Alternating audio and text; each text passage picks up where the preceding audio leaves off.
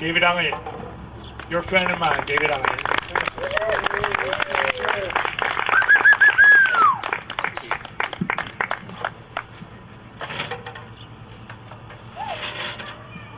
I'm actually not going to talk about activism this evening because I'm not sure if I have anything to say that you don't already know, that didn't already bring you out here for these last 3 days. What I do want to do is do a little reading, and let me give you the background on this. In 1993, I was a newspaper reporter in Austin, Texas, where Human is now. And I covered the state legislature, and I covered politics and a lot of different things. And one of the things I covered was the death penalty, and wrote a number of articles back then about problems with the Texas death penalty system. They were just gearing up back then. They had just passed Florida a few years earlier as the #1 execution state. Now, of course, it's not even close. I think they passed Virginia back then also, if I'm not sure. And one of my assignments was to cover the execution of what we called a volunteer. It was an inmate who had become a quote-unquote born-again Christian, and a state employee who was a prison chaplain ministered to this inmate. The prison chaplain was a fundamentalist minister and talked the inmate into dropping his appeals and becoming a volunteer, with the reasoning being that if he was to be born again, he had to render unto God what was God and render unto Caesar what was Caesar's.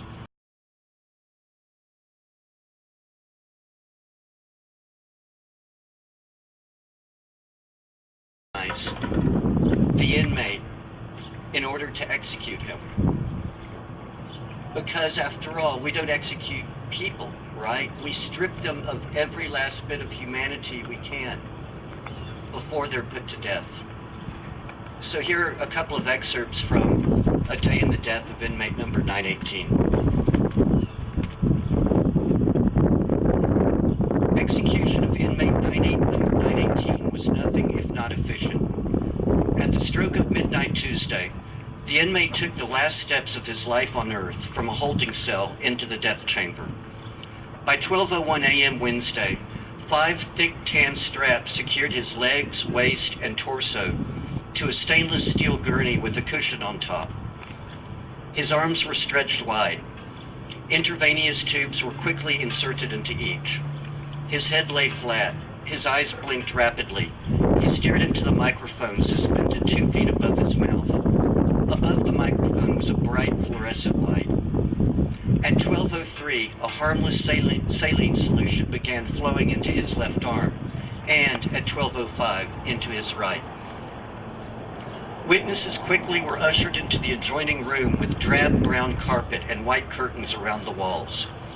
A glass partition and bars separated the witnesses from inmate number 918. The instant the last witness was in the room, a figure appeared from a room behind the death chamber. The figure nodded to Warden Morris Jones, standing by the gurney. It was 12:08. Quote, "We're ready, Warden," he said.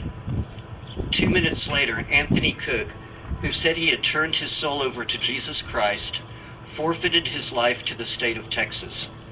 In that regard, his case is not unique. Texas has executed 70 men since 1982, more than any other state. Remember, this was 1993. An hour before midnight, reporters who had witnessed the execution gathered in the office of prison spokesman Charles Brown. Brown had just received an update from prison officials. Quote, "They said he's just ready to go. They said he's just real calm." The reporters present represented the Austin American-Statesman, the Huntsville Item, the Associated Press, United Press International, and Harper's Magazine. Some of the reporters had seen dozens of executions. One was a novice to the process. For 2 of them, this was the next assignment after a Huntsville City Council meeting. Quote, "It's so weird to come here from city council," one said. Quote, "I don't know," another said. "Sometimes I'd like to see some of them hooked up." He said he had seen somewhere over 30 executions. The phone rang. It was almost time. The witnesses were summoned to a visiting room less than a minute from the death chamber. Guards pat-searched the witnesses for contraband. Male guards for the male witnesses, female guards for the women. A beeper was confiscated from a reporter to be returned after the execution. Again, the phone. Quote, "That could be the call," one reporter said. Quote, "We're ready," a guard said. Another walk, this one down a white corridor, outside 2 chain-link fences into yet another building, past the holding cell that kept inmate number 918 for 7 hours and a few precious minutes.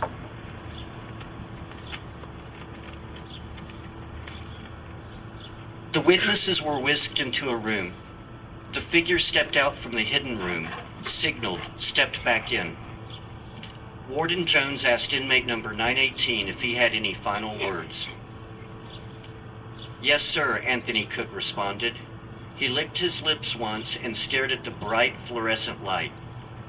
"I just want to tell my family I love them, and I want to thank the Lord and Savior Jesus Christ for giving me another chance and for saving me. That's it." At 12:08, a mixture of pancuronium bromide, which relaxes the muscles, potassium chloride, which stops the heart, and sodium thiopental, which induces unconsciousness, began flowing into inmate number 918's veins. The average cost of the drugs is $71.50 per execution.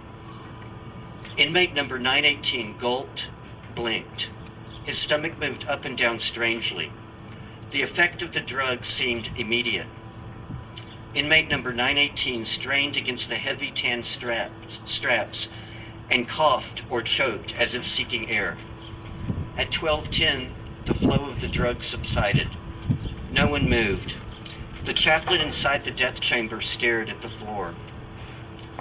The witnesses watched the corpse intently, as if expecting inmate number 918 to arise. The reflections of their faces could be seen in the glass partition separating the rooms. Finally, Warden Jones made a motion toward the door to the death chamber. He admitted a medical doctor who pulled out a stethoscope. He spent several minutes hunched over the body, probably listening. He removed his stethoscope, looked at his watch, and looked at the warden. "I've got 12:15, he said.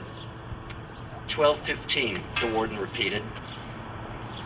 360 inmates remain on Texas death row. More than 600 capital murder cases are pending on the dockets of the state's 6 largest counties. And this story is really why I found my way. I was lucky enough to find my way to be able to do this work.